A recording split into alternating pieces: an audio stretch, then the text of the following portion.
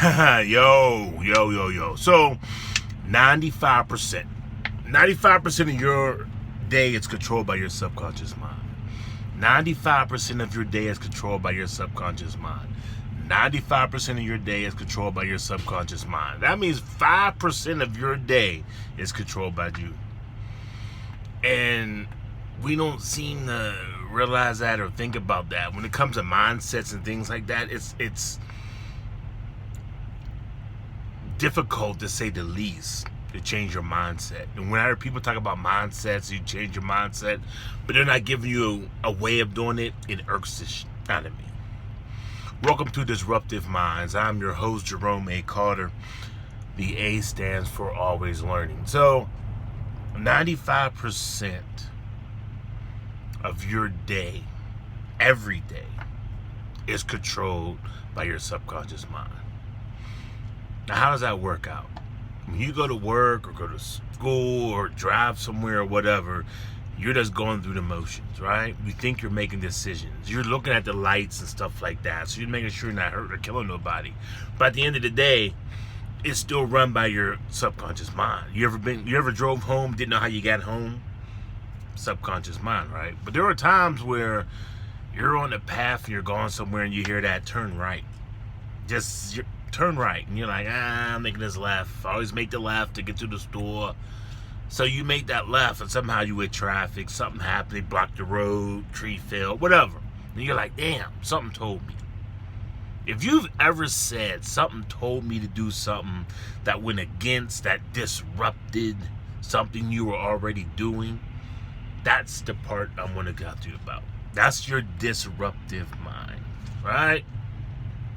That's the part that's telling you, hey, there's a better path. There's a different way. This is the way you should go. And trying to explain that and trying to explain it to somebody is like, there's a part of you that knows where you should be, right? In life, who you should be around in life in general. There's a part of you that knows that. So when you hear these disruptive mind parts of you that's telling you, you need to leave this place, you need to go here, you need to do this, you need to do that, and what it's doing is disrupting your normal 95%. It's disrupting it, right? So by disrupting it, it's telling you where you need to be, or where you need to get to. But more often than not, we're going to deny that. I'm like, I don't know the time, whatever, I'm going to do what I want to do, da-da-da-da-da-da.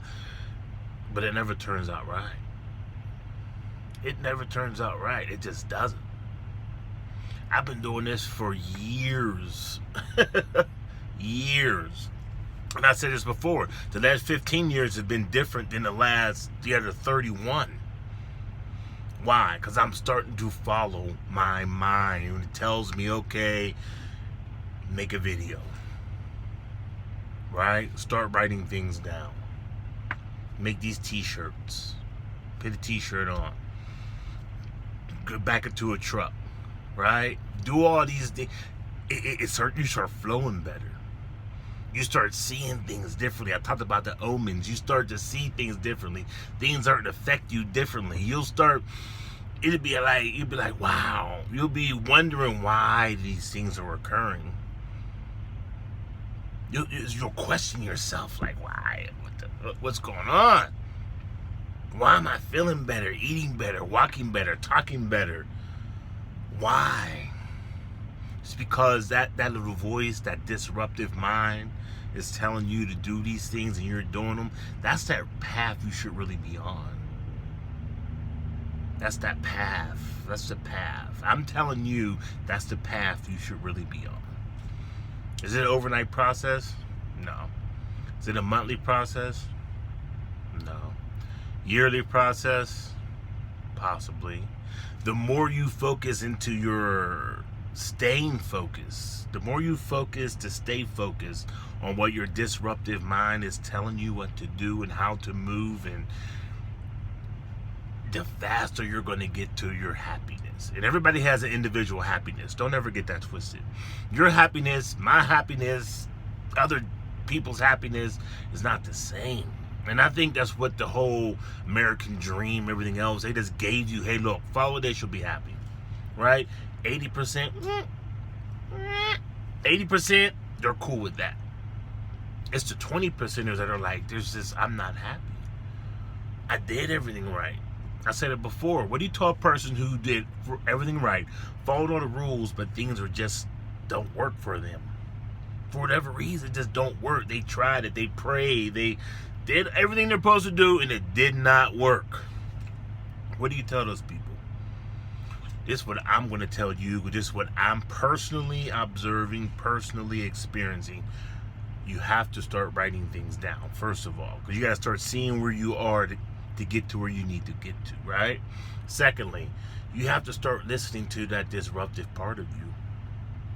And it's going to tell you a lot of things you ain't going to like. Now, it's not going to tell you things that are going to hurt somebody else or hurt yourself. But that little part of you is going to tell you things that are going to be hard to do. Eat differently. Drink more water. You know, it's going to be like just, it's going to change things about you. It's going to tell you, hey, it's time for you to move away from this place. Move away from these people. Go this direction. Go that direction. Now, when I say it's going to be hard, it's going to be because that 95% is going to be like, no, because you're going to want to stay in that comfort zone, which is killing you slowly but surely. It's called like a frog in a pot. You put a frog in a pot, you turn the heat up very slow, eventually you'll boil the frog. That's what's actually going on. You're slowly being boiled. And that voice keeps telling you, jump out the pot. Jump out the pot. Jump out the pot. Jump out the pot. And you just sit there like, next thing you know, boop, 10, 20 years later, you're boiled. And I was like, something told me I should have. This is your something told you. This is your disruptive mind wake-up call, for lack of a better word. I'm going through this process. I'm going through it with you. I'm going to continue to go through it. Like even like today, and I was driving, I started looking into, physicists started to study thoughts, right? And where they come from. And how do they get from the ethers into our minds, go into our brains, and how does that work? It's an interesting concept. It's like I'll have to explain it in another video, but it's a very interesting concept. I was listening to them all this morning for a couple hours about how physicists are trying to figure out where thoughts come from, where consciousness comes from. They know it's outside of the body. They agree with that. All physicists, we'll say most physicists agree that consciousness comes outside the body. So it goes from the outside to the inside. You're not necessarily born with consciousness. It's like, think about it like a cell phone, right?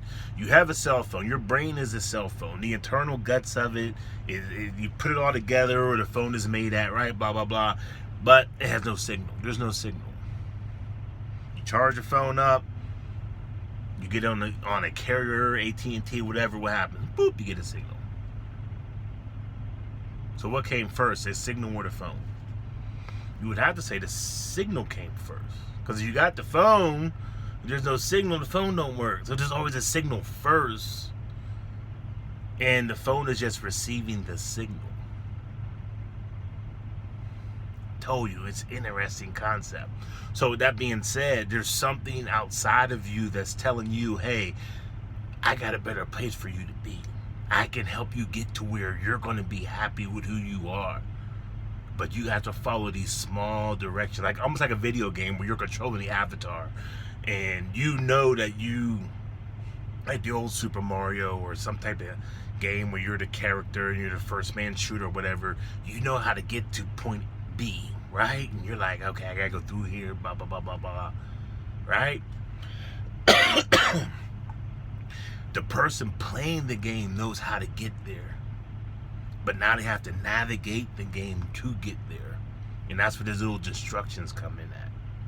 I'm telling you, it's just so interesting. It amazes me. When I listen to that stuff, it really gets me. That's my type of shit right there. Anyway, I say that to say, I hope you're still writing things down. And I hope you're listening to that voice more and more, because it knows where you need to get to. It knows where your B is. It knows where your next step is. And it's going to try to guide you there.